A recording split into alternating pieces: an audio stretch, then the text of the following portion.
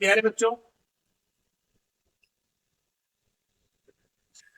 आज हम लोग पक्षियों में लिंग निर्धारण की बात करेंगे कि पक्षियों में कैसे लिंग निर्धारण होता है। लिंग निर्धारण का मतलब है कि जो संतान होगी वो नर होगी कि मादा, वो संतान नर होगी कि मादा, यह निर्धारित करना या ज्ञात करना ही क्या है, लिंग निर्धारण कहलाता है। अगर हम बात करें पक्षियों में लिंग निर्धारण की, पक्षियों में लिंग का निर्धारण कैसे होता है, तो पक्षियों में लिंग निर्धारण की प्रक्रिया है बिल्कुल मानव के उल्टा होती है। मानव प्राणी के विपरीत होती है। मानव प्राणी में जो नर होता है वो विषम युग्मकी होता है, क्योंकि उसमें एक्स और वाई होते हैं, और मादा जो होती है सयुग्मकी होती है, एक्स एक्स होती है। जबकि पक्षियों में उल्टा हो जाता है। पक्षियों में मादा विषम युग्मकी होती है, जैसे ग्राफ पर हमने दिखाया है कि मादा पक्षी जो होती है वो विषम युग्मकी होती है, जबकि जो नर होता है वो सम युग्मकी होता है, या युग्मकी कह लीजिए।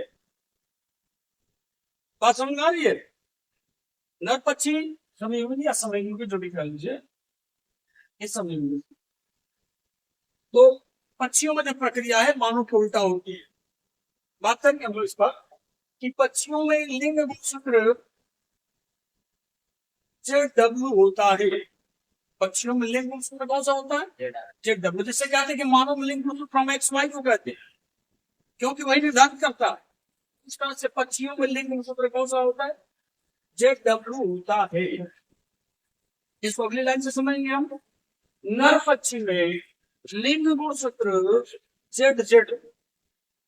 नर में कैसा है? समान है। जबकि मानव के नर में क्या होता था? वो अलग अलग हुआ करते थे। तथा मादा पक्षी में लिंग गुणसूत्र जेड डब्ल्यू होता है। अर्थात ये जो नर पक्षी होता है जिसमें जेड जेड है, यह समिग्मकी होता है। कैसा होता है नर पक्षी? समिग्मकी होता है। और जो मादा पक्षी होती है वह विषम युग्मकी होती है। नर पक्षी कैसा? समिग्मकी। क्यों समिग्मकी? क्योंकि दोनों जड़ जड़ है। मादा पक्षी विषम युग्मकी क्यों? क्योंकि ये क्या है? जड़ है। नर पक्षी में, क्योंकि नर पक्षी बता दिया कि समिग्मकी है, और नर में जब भी बनेगा तो शुक्राणु ही बनेगा। तो नर में जो शुक्राणु बनेगा ना, तो दोनों शुक्राणु जड़ वाले होंगे। तो वही कहा गया कि नर पक्षी में सभी शुक्राणु यानी 100% शुक्राणु जेड गुणसूत्र वाले होते हैं। जबकि मादा पक्षियों में, अब मादा पक्षी की बात कर ले तो मादा पक्षी में लिंग गुणसूत्र जेड डब्ल्यू होता है। यानी 50% अंडाणु जेड वाले होंगे और 50% अंडाणु डब्ल्यू गुणसूत्र वाले होते हैं। अब निषेचन की बात होगी तो कह रहा है कि जो पुरुष है उसमें तो शुक्राणु दोनों जेड जेड टाइप के ही बने। पुरुष में शुक्राणु किस तरह के बने? जेड जेड टाइप के बने हैं। देखेंगे यहाँ जेड जेड टाइप के बन रहे हैं। पुरुष में शुक्राणु जेड जेड प्रकार के ही बन रहे हैं। ये कह रहे निषेचन के बाद जेड गुणसूत्र वाला अंडाणु, क्योंकि अंडाणु ही दो तरीके का है, एक जेड गुणसूत्र वाला है और एक डब्ल्यू गुणसूत्र वाला है। तो निषेचन के बाद जेड गुणसूत्र वाले अंडाणु, भाई जेड गुणसूत्र है तो ये तो जेड गुणसूत्र वाला अंडाणु है, और शुक्राणु तो दोनों जेड वाले ही बनेंगे। शुक्राणु दोनों जेड वाले बनेंगे, तो इसका भी जेड जा रहा है और शुक्राणु भी जेड वाला।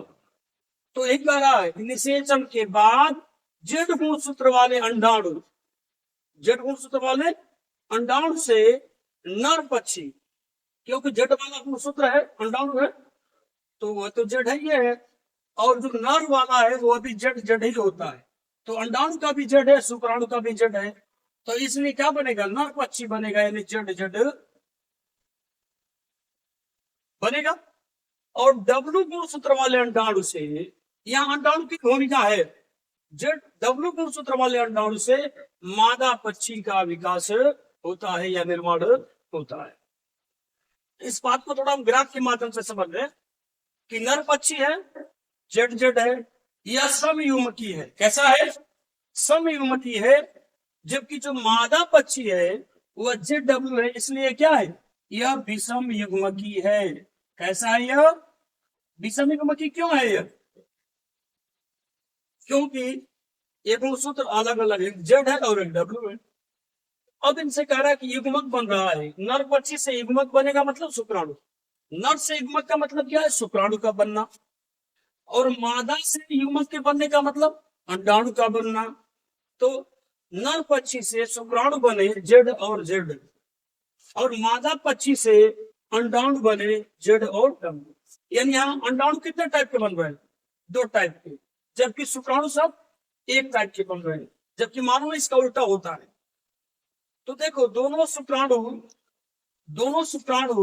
Z वाले हैं, और यहाँ अंडाणु जो अलग अलग है, Z का एक W का है। अगर क्रॉस करा दे तो इसके पहले का इसके पहले से, अर्थात शुक्राणु का अंडाणु से, यह शुक्राणु है और यह अंडाणु।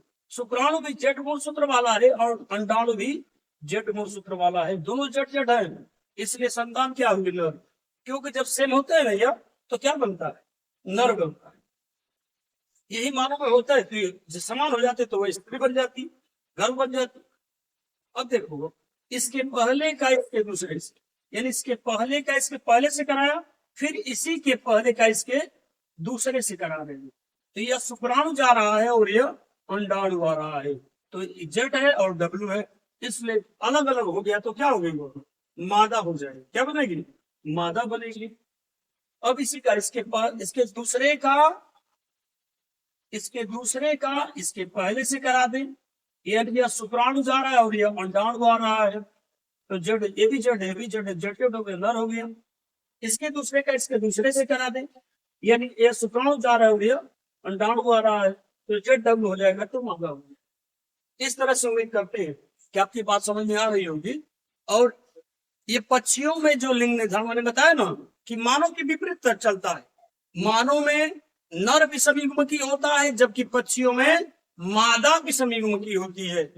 उम्मीद करते हैं ये बात आपको समझ में आ रही होगी।